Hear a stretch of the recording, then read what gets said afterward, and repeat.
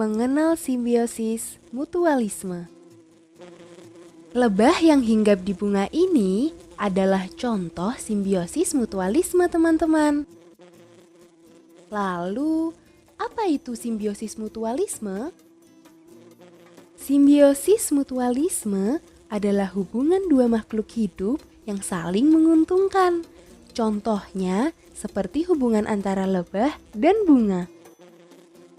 Lebah membutuhkan nektar bunga sebagai makanannya. Di sisi lain, bunga pun dibantu proses penyerbukannya oleh lebah.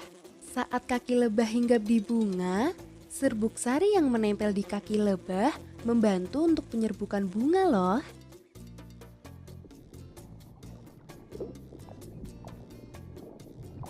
Contoh menarik lainnya yaitu ikan badut dan anemon. Kamu tahu tidak? Ikan badut itu seperti teman baik bagi anemon. Mereka saling melindungi. Ikan badut membantu anemon dari parasit dengan cara membersihkan sisa-sisa makanan. Sedangkan anemon melindungi ikan badut dari predator dengan sengatnya. Ikan badut kebal dari sengatan tentakel loh. Wah, mereka saling melindungi satu sama lain ya.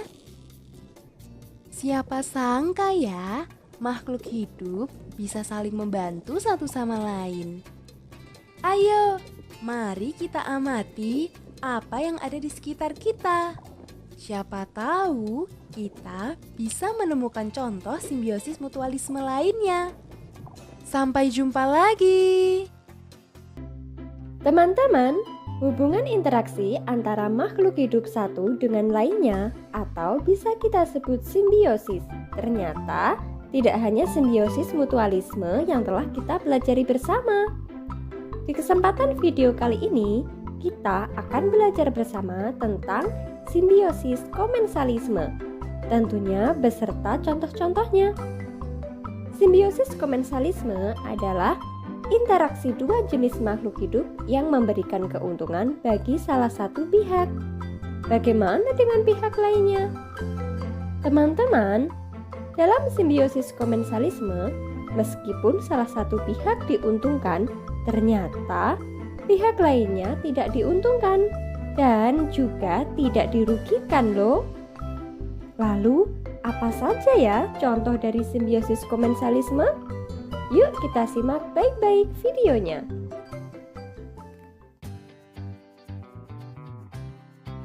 Anggrek dan pohon mangga. Teman-teman, tumbuhan anggrek biasanya hidup dengan menempel pada pohon mangga. Tumbuhan anggrek memperoleh keuntungan dari pohon mangga, yaitu sebagai tempat hidup dan memperoleh paparan sinar matahari. Meskipun ditempeli pohon anggrek, ternyata pertumbuhan pohon mangga tidak terganggu. Dengan begitu, pohon mangga dan anggrek tetap bisa hidup berdampingan.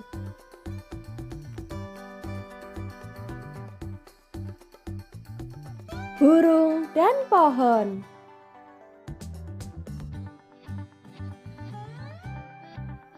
Burung bisa memanfaatkan pohon dan memperoleh keuntungan. Selain sebagai tempat hinggap dan berteduh, burung bisa memanfaatkan dahan pohon untuk mendirikan sarang. Beruntungnya, ranting kecil maupun daun pada pohon ternyata juga bisa dimanfaatkan burung sebagai bahan membuat sarang. Pohon yang dihinggapi dan didiami sarang burung ternyata tidak memperoleh dampak negatif loh teman-teman. Pohon juga tidak memperoleh keuntungan dari adanya burung-burung yang tinggal.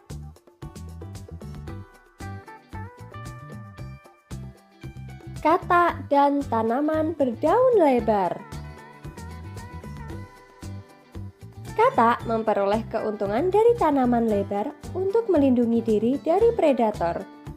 Selain itu, di musim hujan, katak tentu bisa memanfaatkan tanaman berdaun lebar untuk berteduh. Bagi tanaman berdaun lebar, ia tidak akan merasa dirugikan dengan kehadiran katak. Juga tanaman berdaun lebar tidak memperoleh manfaat darinya.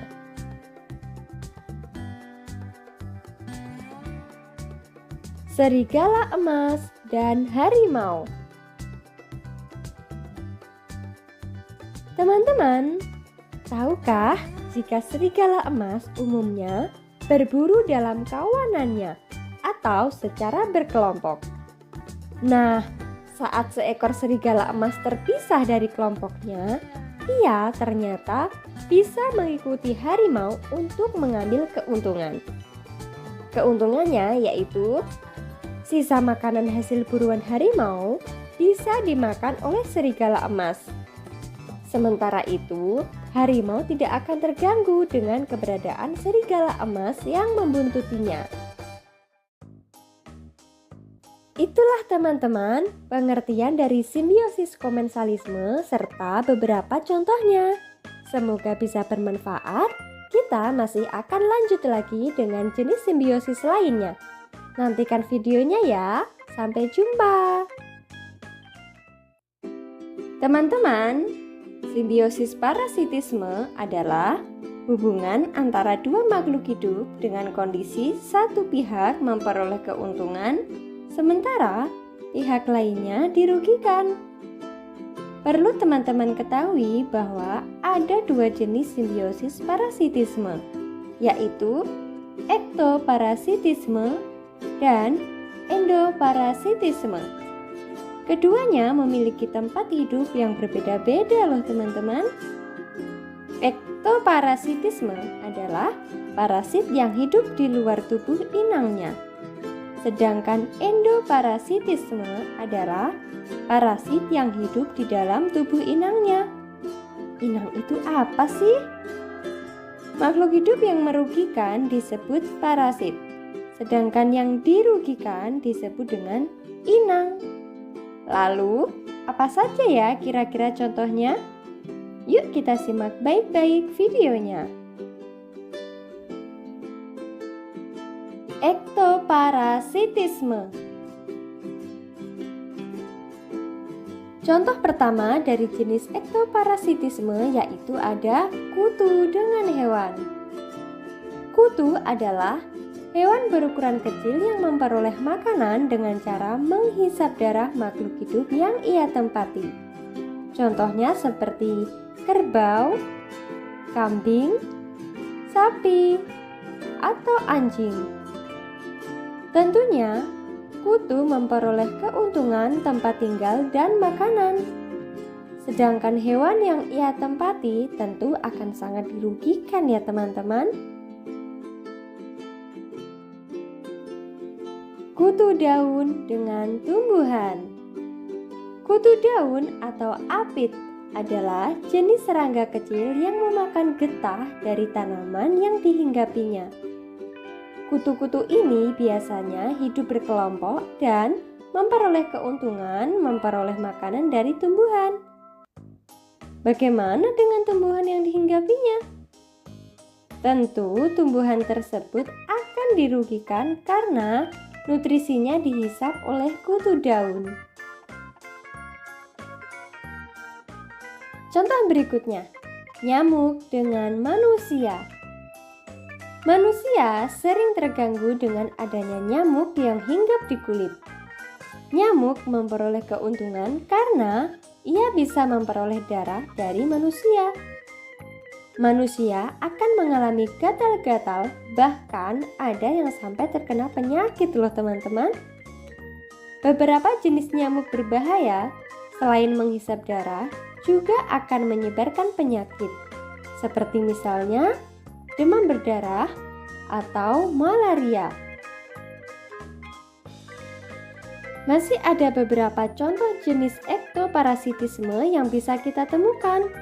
Contohnya seperti hubungan antara paus dengan teritit, lalat buah dengan buah yang dihinggapinya, dan juga contoh lain yang bisa teman-teman cari tahu. Yuk sekarang kita simak contoh berikutnya dari jenis endoparasitisme atau hewan parasit yang ada di dalam tubuh inangnya.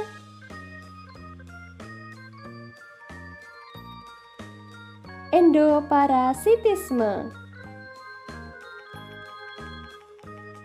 Contoh pertama dari endoparasitisme yaitu ada contoh manusia dengan cacing tambang. Cacing tambang